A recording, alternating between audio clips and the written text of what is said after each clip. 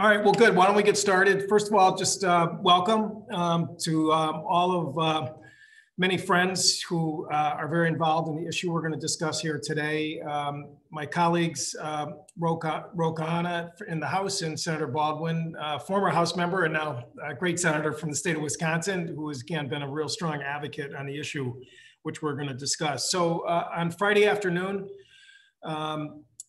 again, a lot was going on last week, and we had a final vote at the end of the day in the House, which, again, as Tammy knows, it's like a jailbreak, people leaving for the airport. So we decided to hold this event today and after the weekend, just to, again, really spotlight what I think was a really significant victory for the healthcare workforce, the 15 million strong that have been there every step of the way during the pandemic, and who, you know, every politician tweets and issues press releases and stands, you know, in front of posters describing them as heroes, but who, in addition to dealing with obviously the high risk that was caused by the pandemic, have a sort of a colliding epidemic that has been going on for far too long, which is the unacceptable levels of violence, which has been documented now both publicly and privately, you know, by almost every stakeholder that's even close to healthcare.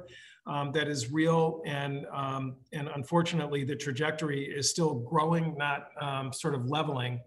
And as a result of, I think, a lot of the voices that were raised to really get Congress's attention.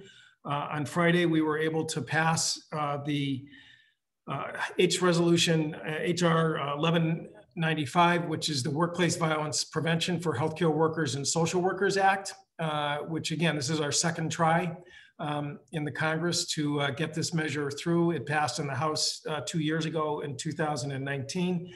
Again, the vote was a very strong, solid bipartisan vote, 254 to 166.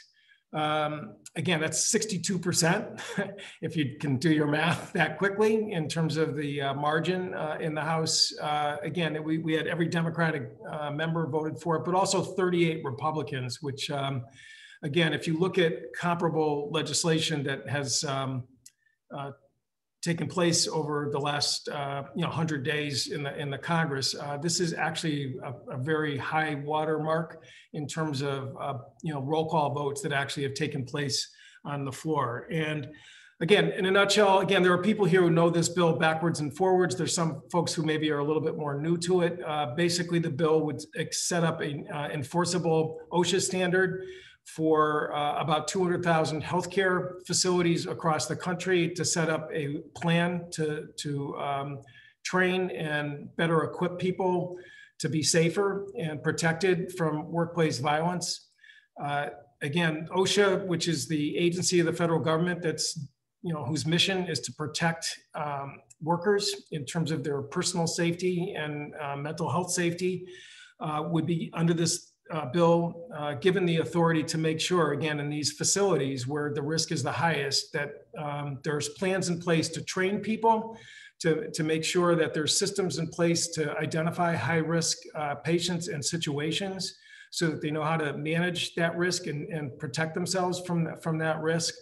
And we know that on an ad hoc basis, it's being done in various institutions around the country. There are a number of states that have adopted similar proposals, but again, as we know from the Bureau of Labor Statistics, from the Government Accountability Office, even from the American Hospital Association's own internal studies, the rate of violence far exceeds any other sector in the US economy. 70% of violent incidents occur within the healthcare and social services sector. And that's really saying something. I mean, even just looking at the headlines in the last month or so in terms of, really awful incidents that have been happening.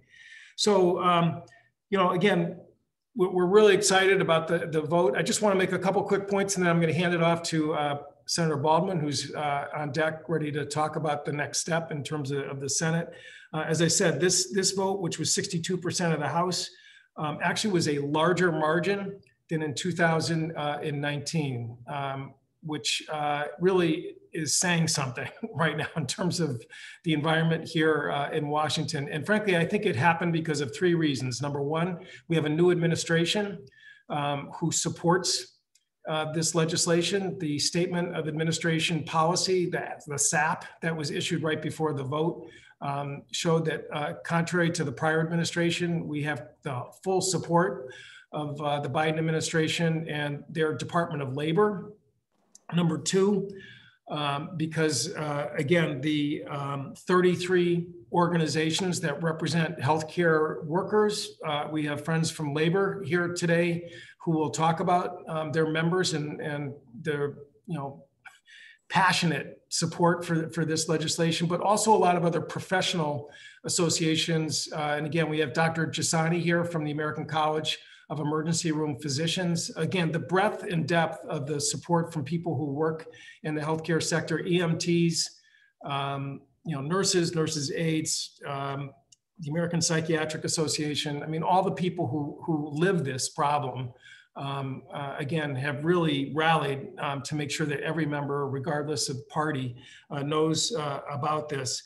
And so that combined with the experience of the shared experience of the pandemic, where I think the value of our healthcare workforce now is the one thing that every American can certainly agree upon, and protecting them from unacceptable levels of violence is an argument and a policy which I think is unassailable. And I think that's why, again, we grew the margin from 2 years ago. So again, somebody, as I said, who has been a strong proponent of this legislation in the Senate side, and now we're going to do everything we can to assist her efforts and many of her colleagues to try and advance this issue. Senator Tammy Baldwin from Wisconsin, and Tammy, the floor is yours. Well, thank you so much, Joe. Thank you for having me today. And I want to just start out by recognizing your strong leadership on this critical issue. And I also want to recognize the nurses and healthcare and social services professionals and our brothers and sisters in labor who have joined us today to recognize this really important progress. I was so glad to see this legislation pass the House of Representatives, because our healthcare and social services workers and the people they serve deserve to work and receive services in an environment free from workplace violence. As you note, Congressman Courtney, over the past year, we've rightfully hailed our nation's healthcare workers as heroes. But tragically, long before this pandemic even started, and even as it continues today, nurses, healthcare workers, and social workers have been assaulted and attacked at work. Healthcare workers are 5 times at greater risk of being injured by violence than employees in any other private sector industry, according to the most recent data from the US Bureau of Labor Statistics. And this violence is growing. Over the last decade, hospitals have seen a roughly 60% increase in the rate of attacks reported against healthcare workers. And I fear when the data comes in from this past year with the pandemic, it may be even worse. This has gone on for far too long, and now is the time to take action and protect our healthcare heroes. Today, we acknowledge this important step in seeing this legislation pass the House with strong bipartisan support. But we also gather to recognize the work that needs to keep on going. I am honored to serve on the Senate Health, Education, Labor, and Pensions Committee, otherwise known as the HELP Committee. And I will be working with HELP Committee leadership and my colleagues on both sides of the aisle to make this a priority bill in the Senate. This is bipartisan in the House and should be in the Senate also, because nurses and social workers need protections in both red and blue states. We all need to work together now to see that we take action and pass this legislation in the Senate so that we can protect healthcare workers from violence. And again, thank you to all the participants and speakers today who will bring the urgency of this situation to light. Back to you, Joe. Great. Well, thank you, Senator. And again, we really were pleased that we got over the 60% threshold, because obviously 60 is a big number in the U.S. Senate. So we want to make sure the leadership is reminded of that at every possible opportunity. But again, thank you for your great leadership. Congressman Khanna from California has joined us, who again has been a stalwart on this issue from day one. Thank you, Ro, for your great leadership and for joining us this afternoon, and the floor is yours. Thank you, Joe, and thank you again for your vision and perseverance. I know how passionate you've been about this, because for years you've been talking about this on the House floor, and your tenacity and vision has really paid off. And thank you to Senator Baldwin for your incredible leadership on the Senate side, and your efforts to now get this to the president's desk. Want to also just recognize the National Nurses Union and Will McClevey on my team, who've really been passionate about this. You know, I got interested in this issue because nurses in my district came to me and started telling stories of the enormous violence and risk that they face in doing their jobs. And honestly, until I heard from them, I didn't know the depths of what they face, with stories of people throwing lamps at them, or having attacks based on, someone told me about how someone was ramming a bed against them. So this is really a bill that is going to make a difference in constituents' lives. The reality is that a lot of these workplaces are not safe. As it is, we ask so much of our frontline workers, and the least we can do is make sure that they have a safe work environment, that the companies where they work, the providers where they work, think about what design of the office space is going to keep them safe, what are the procedures that are going to keep them safe, so that they don't have to fear for their physical safety going to work. And I think it speaks volumes, Joe, that you have 62% support. You know, it's hard to get that for the sky is blue resolutions in the way the Congress has been polarized. So it really speaks to your leadership and the fact that this is such an obvious cause to stand up for worker safety. So I'm proud to have played a role in this, and I look forward to continuing to be a champion and supportive in any way I can to get this bill signed by President Biden. Thank you, Ro. And as I said, you were formerly on our committee together, and definitely were there, when we started this journey, beginning with the GAO findings and converting that into legislation. And your experience in California, which again is ahead of the curve in terms of its own state legislative response to this, I think has been really a very solid sort of testimony and evidence that what we're talking about here is very, very doable and pragmatic, and it works.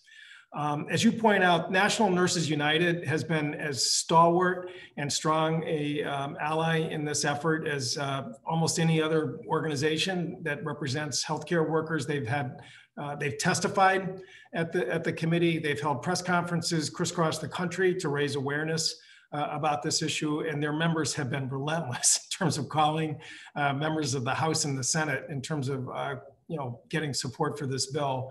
Bonnie Castillo, the National Nurses United Executive Director, has joined us this afternoon. And again, I just want to publicly thank you and all your colleagues at NNU for your great work, and yield the floor to you. Thank you. Good afternoon, and thank you for your introduction, Congressman Courtney. My name is Bonnie Castillo, and I'm the Executive Director of National Nurses United, the largest union and professional association of nurses in the nation. On Friday, we achieved an incredible victory. For years, nurses and other healthcare workers, social service workers have been fighting and organizing together to protect ourselves and our patients from this epidemic of workplace violence. And on Friday, the House of Representatives clearly heard our call for urgent action. They responded with a majority bipartisan vote to pass H.R. 1195. Workplace violence affects nurses at the hospital bedside every single day. And nurses do report being kicked, hit, bitten, strangled, and severely assaulted while working. Nurses can be severely injured from these incidents, and some have died. These violent incidents happen because our employers do not have adequate violence prevention plans. They downplay the dangers that violence poses to workers and to our patients. When it becomes law, HR 1195 will hold our employers accountable. It will require that they track all workplace violence incidents and that they take every step possible to prevent violence before it happens.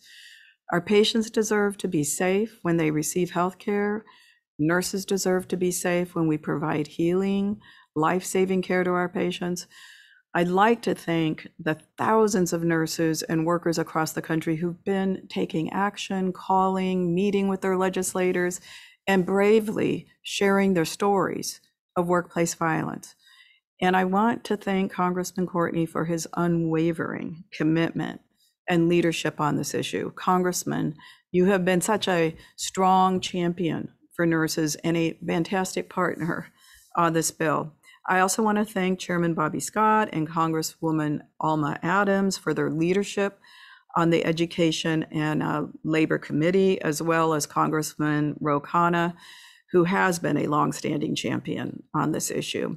To all the 254 members of Congress who voted yes on this bill on Friday, thank you for standing up for safe workplaces. And finally, Senator Baldwin, we are ready to work with you to pass this bill in the Senate so that we can send this legislation to the president's desk. NNU is proud to support this bill, and we are dedicated, committed to finally winning a workplace violence prevention standard to protect all healthcare and social service workers. Thank you.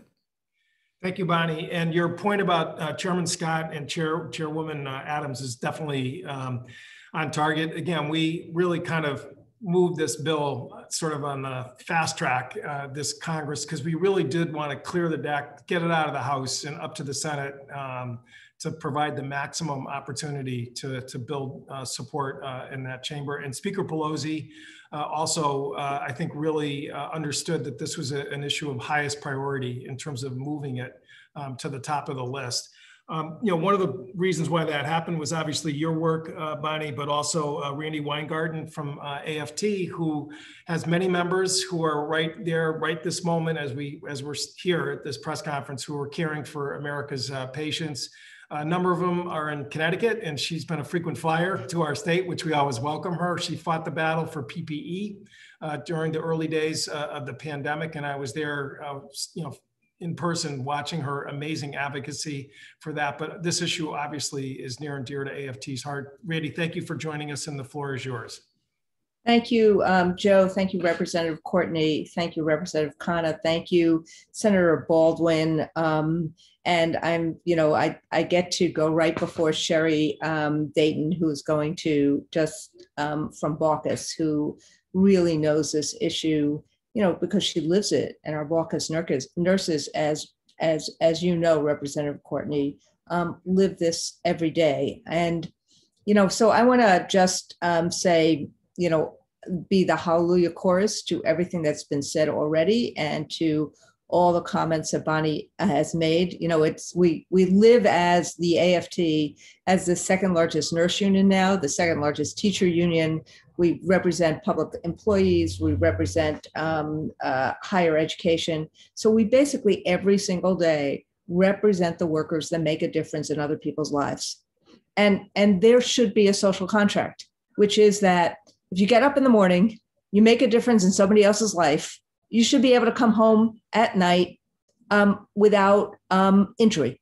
You should be able to make a decent wage. You should be able to actually, in giving this to others, you should be actually able to make sure that your family is okay.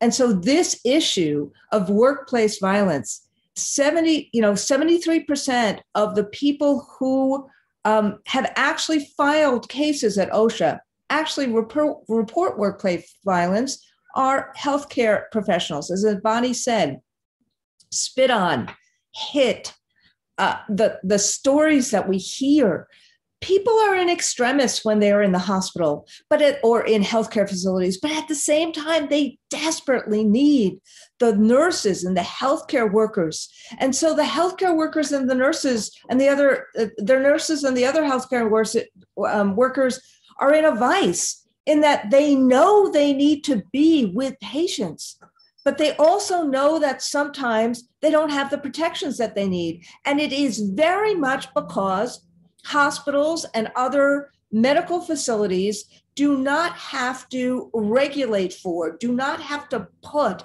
workplace safety in their protocols because there's no regulation for it. So they don't have to do it.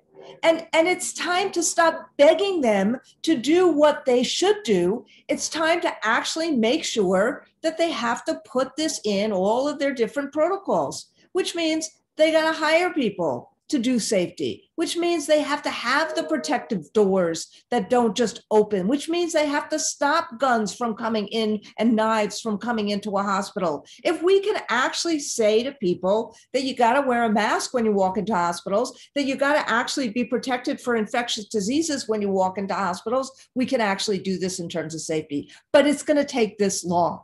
And it's going to take the work that you did in the Congress on Friday and for so many months beforehand and years beforehand, Representative Courtney, and what you are seeding in the Senate, Senator Baldwin. And as Bonnie said, and I think it's really important, this passed on Friday in a bipartisan way. Safety is a bipartisan issue.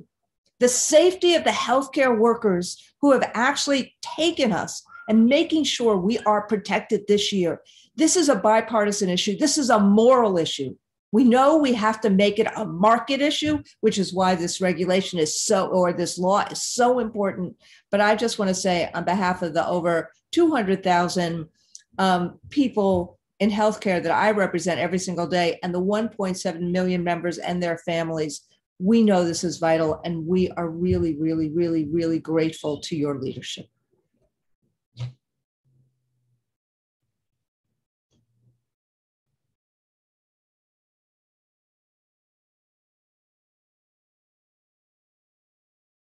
You're muted, Joe. Thank you.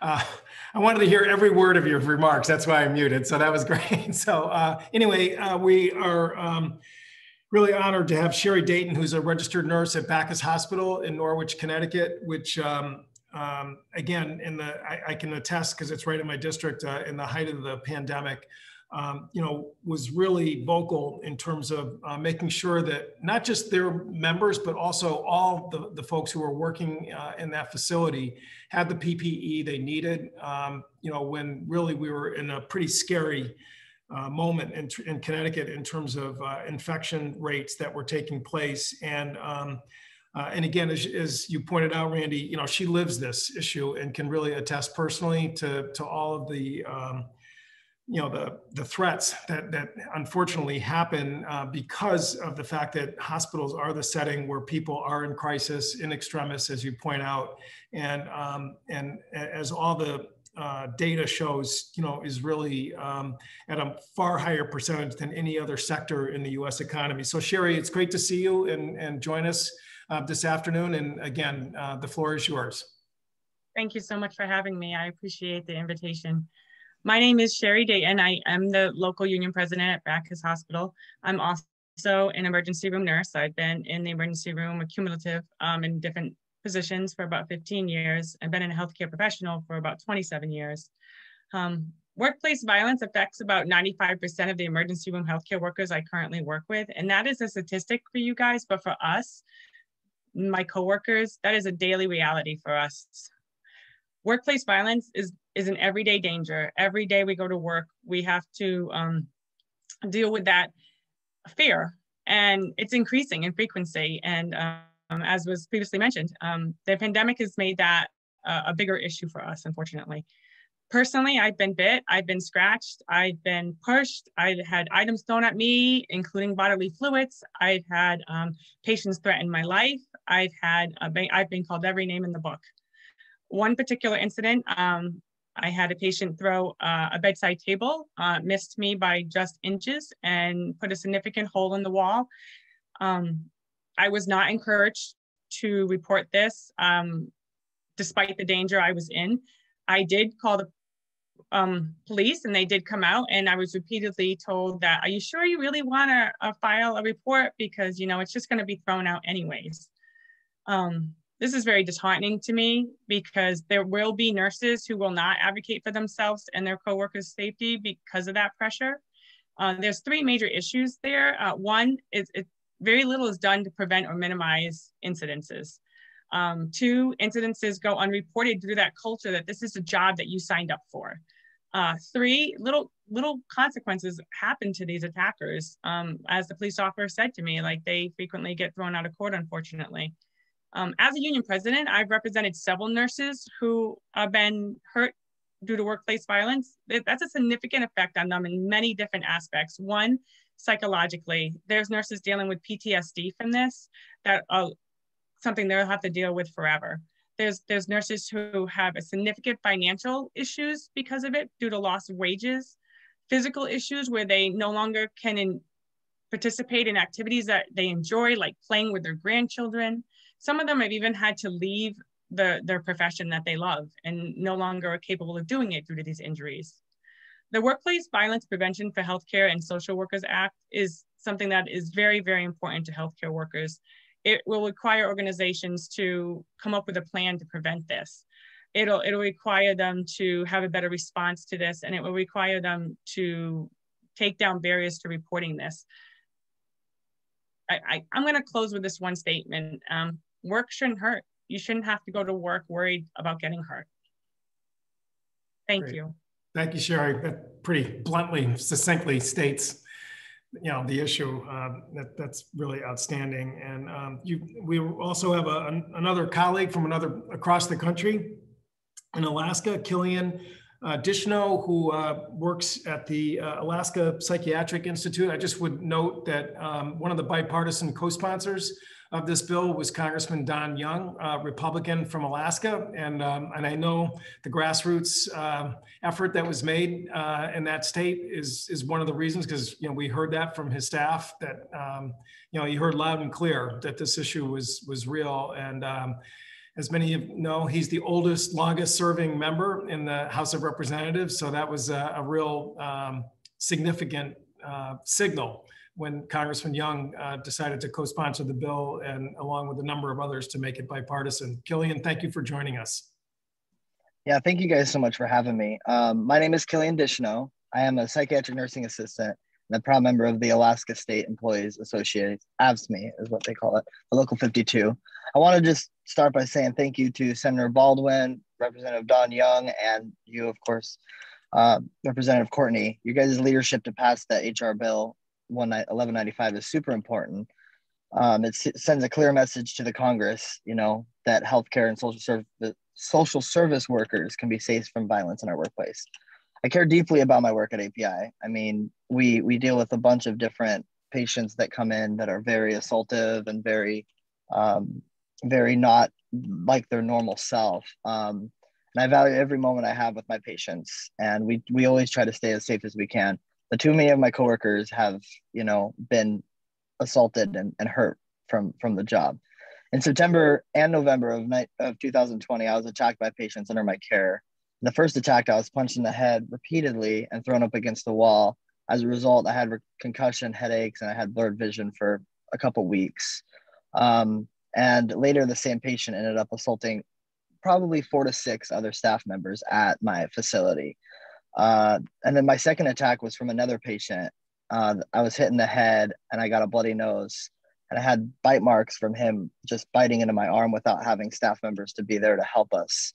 And he ended up wrenching my arm so bad that I actually partially tore my right bicep. So I was out of work for about a month and a half for that. HR 1195 is a game changer because it'll make, you know, I'll have OSHA set real deadlines to the issue on preventing workplace violence. My employer will have to seriously look and see what we can do with our facility about decreasing it. Workplace violence has patterns and isn't preventable. And both of my assaults that I had, the patients were known to be previously violent. And we really need to look at understaffing issues that we have in my facility.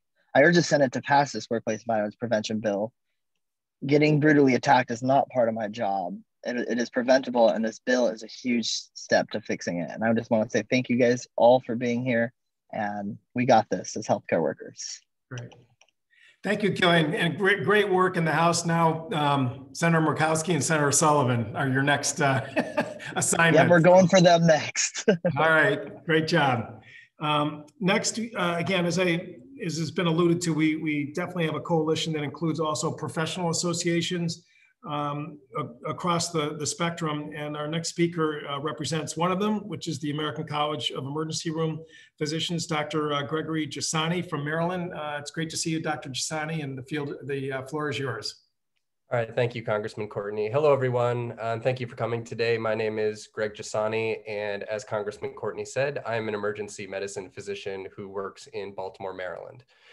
For everyone on this call, healthcare, as I'm sure you've probably realized by now, is surprisingly dangerous.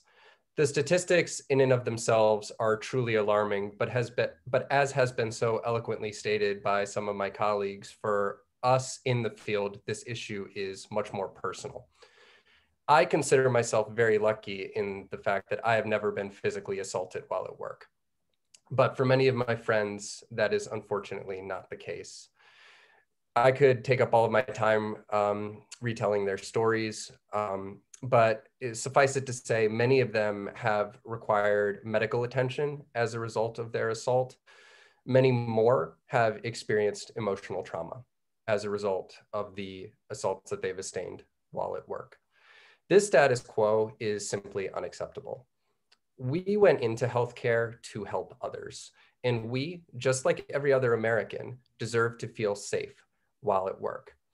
I truly believe that HR 1195 will help get us to that goal.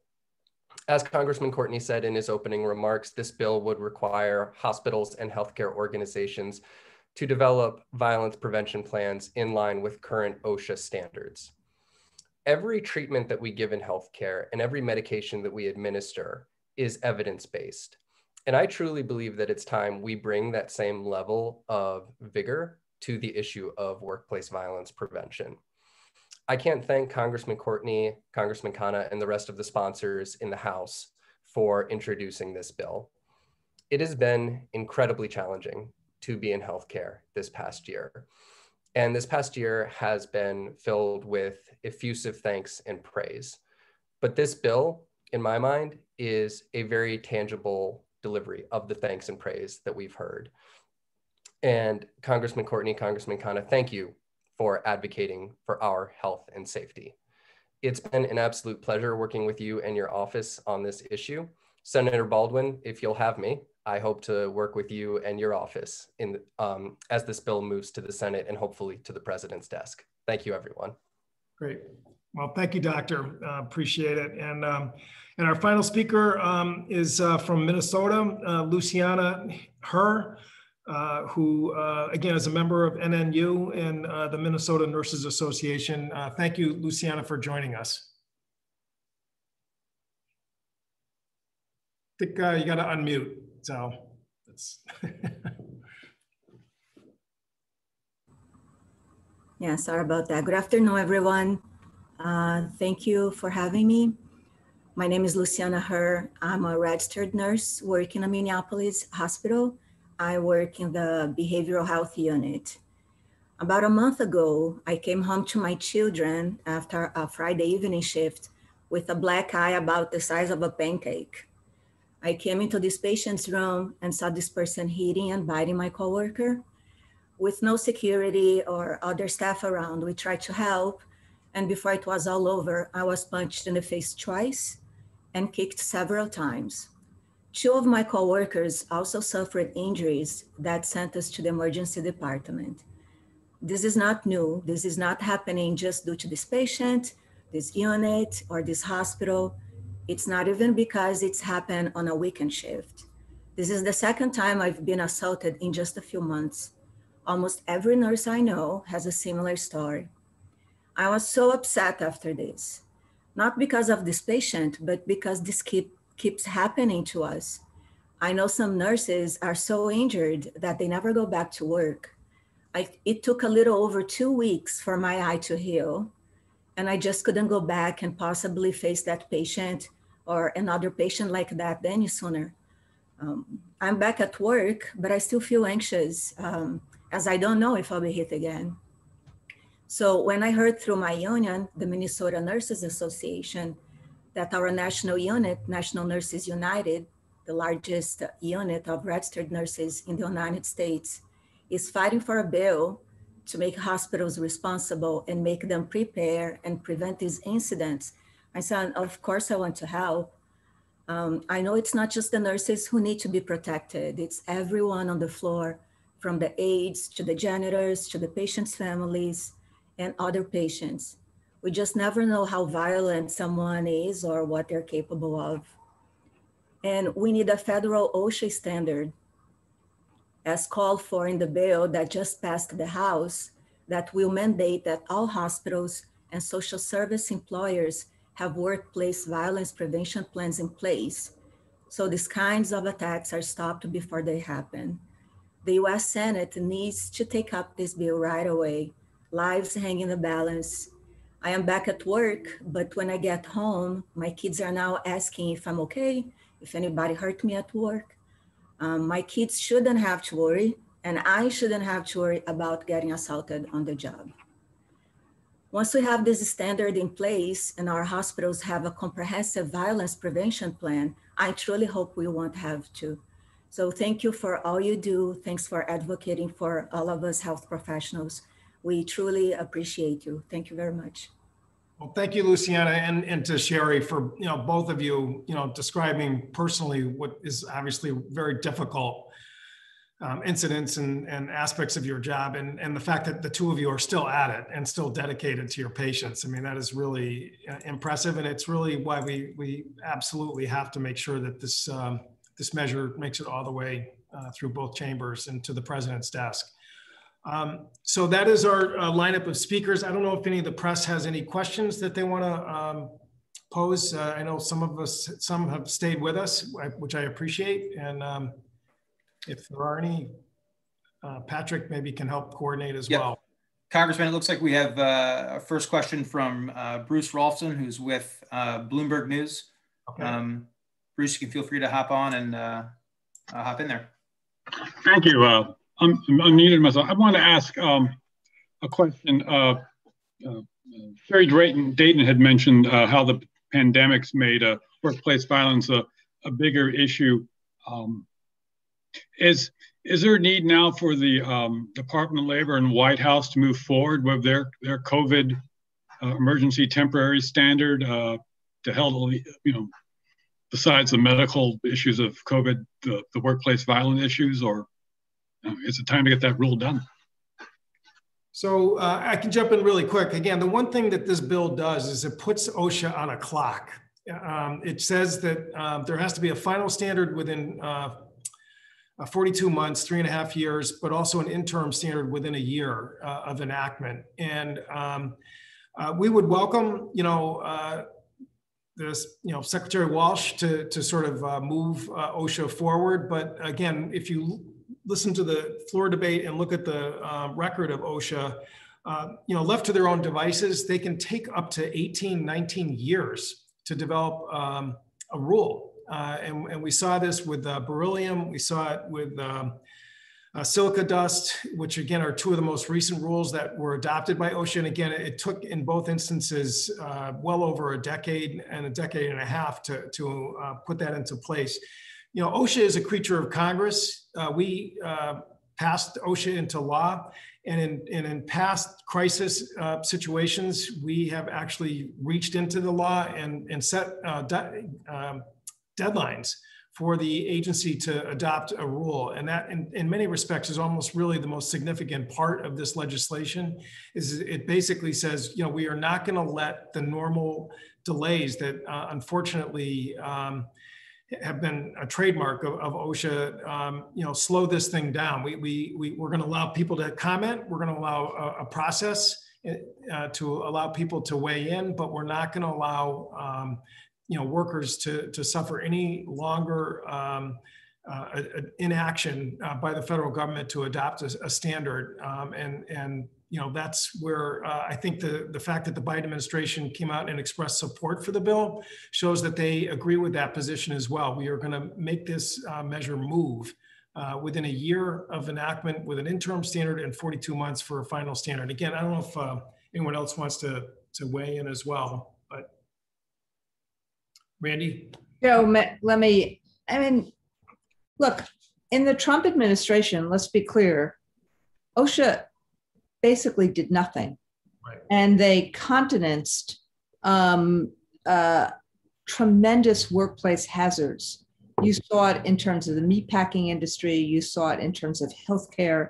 You saw a number of strikes that were done in the middle of the pandemic, a lot of which was about unsafe staffing. You saw the fight we all did, nurses, NNU, Representative Courtney, ourselves, on PPE, on trying to engage the Defense Production Act. I mean, and so a lot of this root cause, the absolute, not just incompetence, but in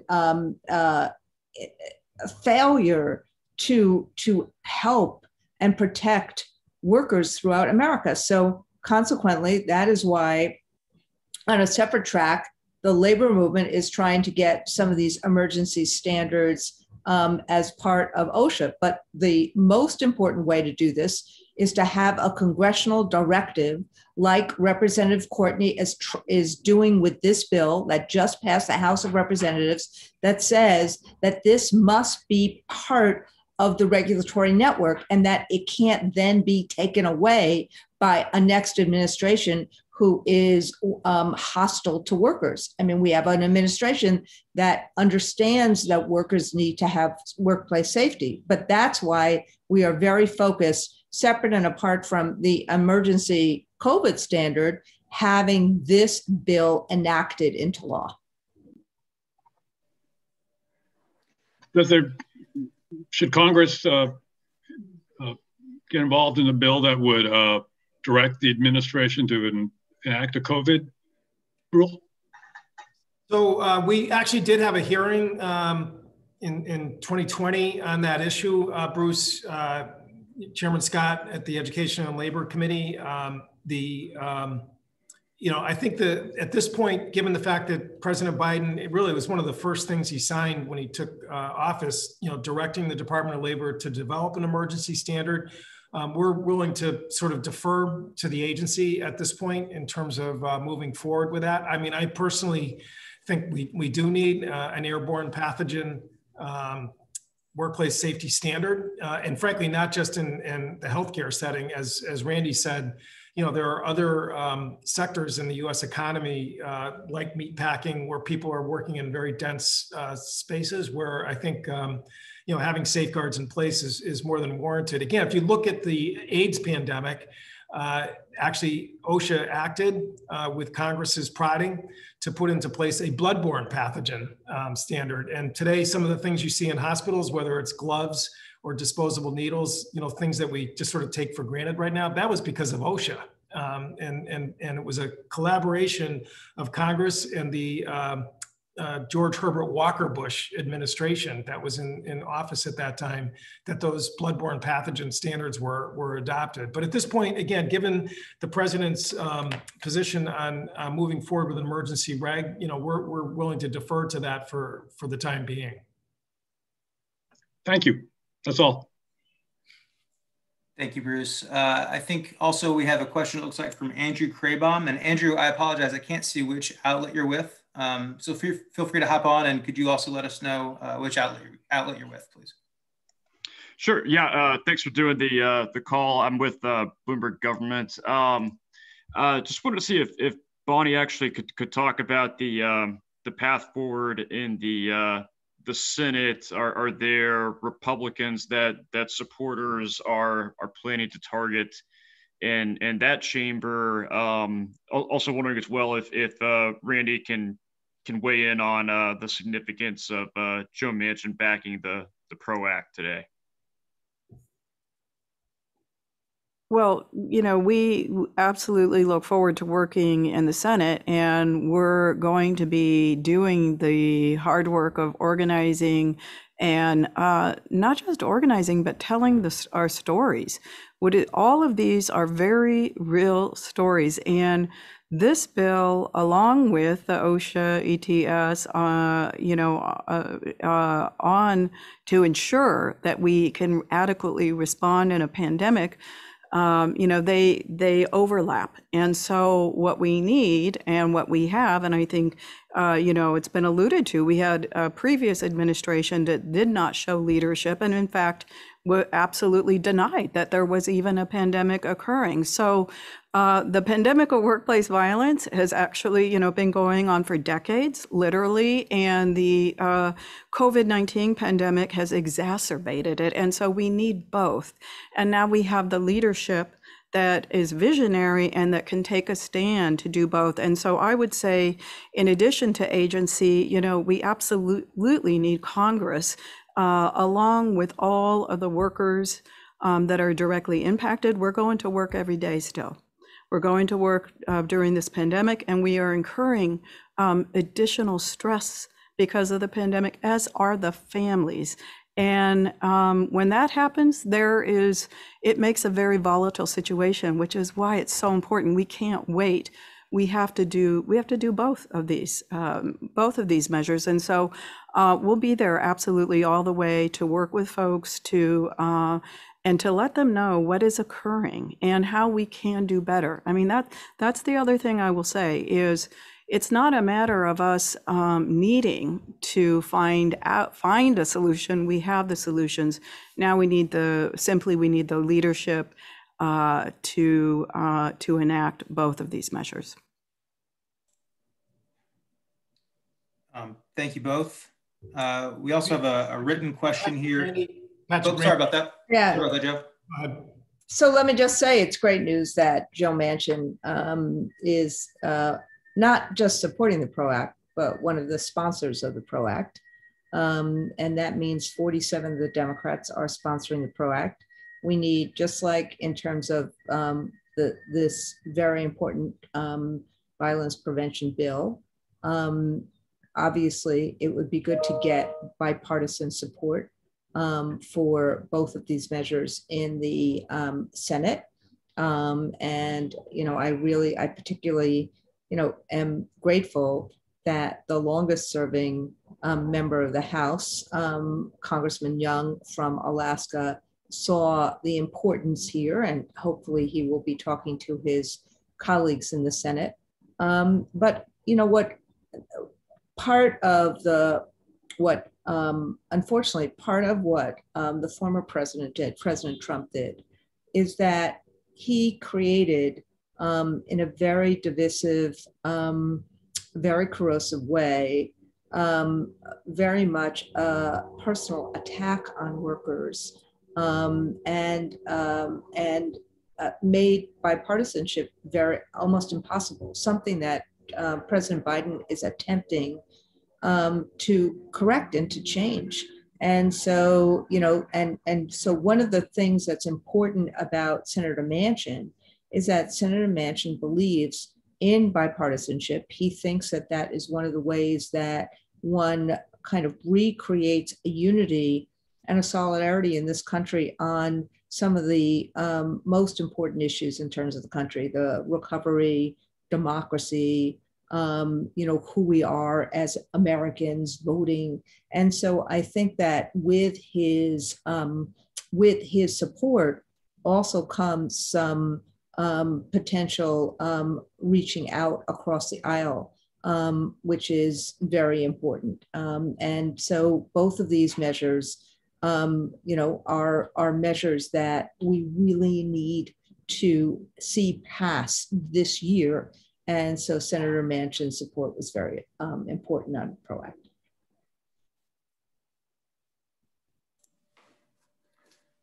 Thank you all, and sorry for butting in there. I think we have another question from the Minneapolis Star-Tribune, Jill Burkham from the Minneapolis Star-Tribune. She wrote it out in the chat box here, so Congressman, I'll just read it, and if you all want to take a crack at it. Jill asked if we could provide more details about Senator Baldwin's support and just generally on timing for companion legislation in the Senate and when the Senate might introduce and take the bill up. So I think Tammy dropped off. I think she had another engagement. So Jill, we may have to circle back with you on that one and ask her to maybe comment directly. You know, I know that at a staff level, the folks at the Education and Labor Committee in the House are talking to senators in some Republican Senate offices, which I don't want to get too into the, you know, disclosing some of that because all this stuff is kind of delicate. I don't understand the Senate that well, so I'm gonna, you know, sort of stop right there. But it actually, it has been more positive, I can tell you, than a couple of years ago. And frankly, I think it's because of what a lot of the speakers have alluded to: the experience of going through the pandemic, the rise in public support and awareness for our healthcare workers as a result, I think has made you know, this issue a lot more powerful and hard to resist. You know, when we're talking about protecting the people who really and you know, save just really literally hundreds of thousands and millions of lives in terms of the amazing work they've done over the last year or so. So I actually think that's why this issue looks different than it did 2 years ago. And frankly, as I said, the change in turnout of Republican members in support of it, I think is evidence of that. Thanks, Congressman. We also have Mark Grunberg on with us. Mark, if you want to unmute yourself and hop on in there, feel free. Sure. This is Mark Grunberg from Press Associates Union News, and this is for President Weingarten and Executive Director Castillo, since Tammy has dropped off, which is the basic question: how do we plan to get around the Mitch McConnell right-wing filibuster blockade?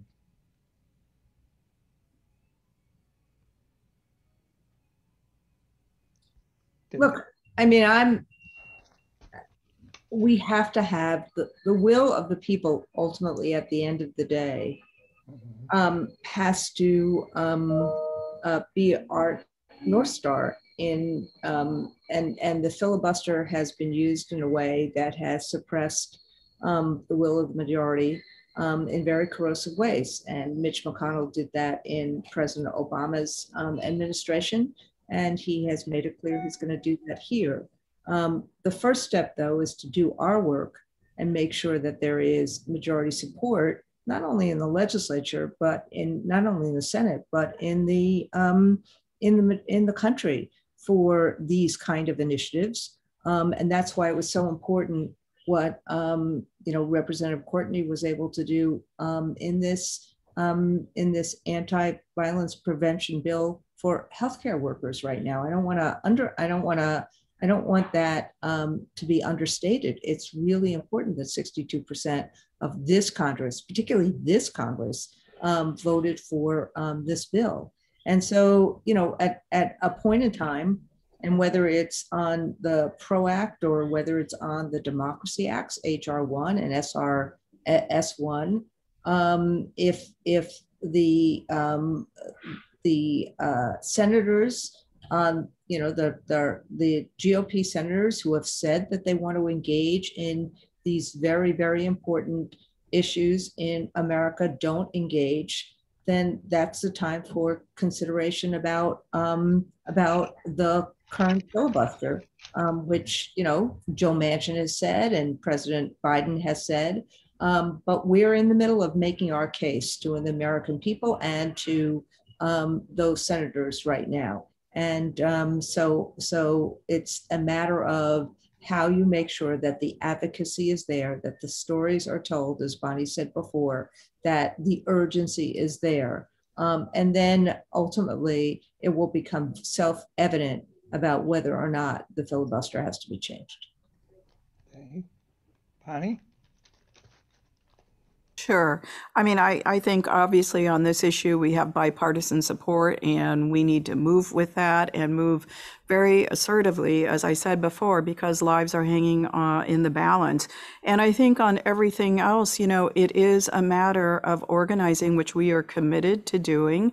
Obviously, as a union, as we support ending the filibuster. However, we recognize that nothing can be, you know, done without, you know, massive outreach and education and organizing.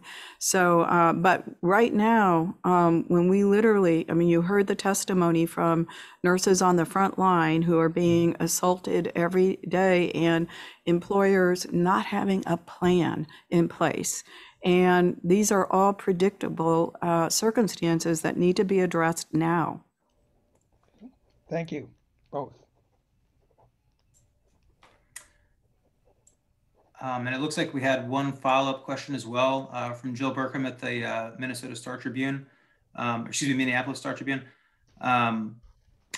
Luciana, this one is actually directed at you. Jill asked, Luciana, did anything change policy-wise at your workplace after the tragic shooting in February this year at the Minnesota Medical Clinic?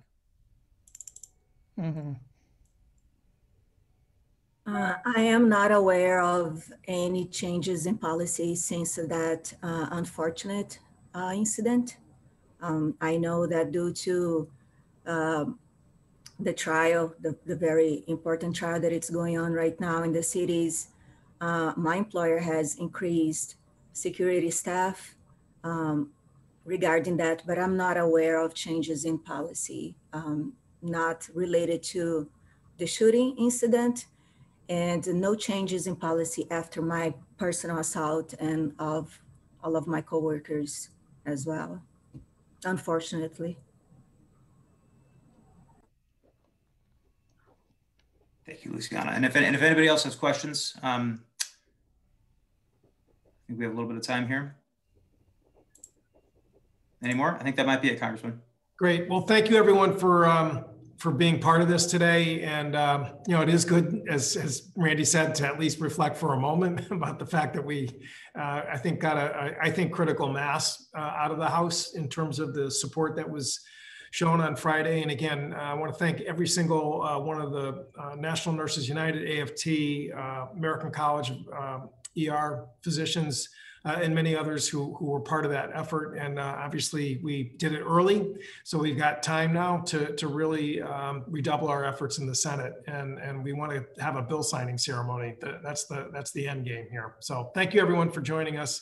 If you have any questions, Patrick Cassidy from my office can certainly follow up in terms of the press inquiries. Have a good day.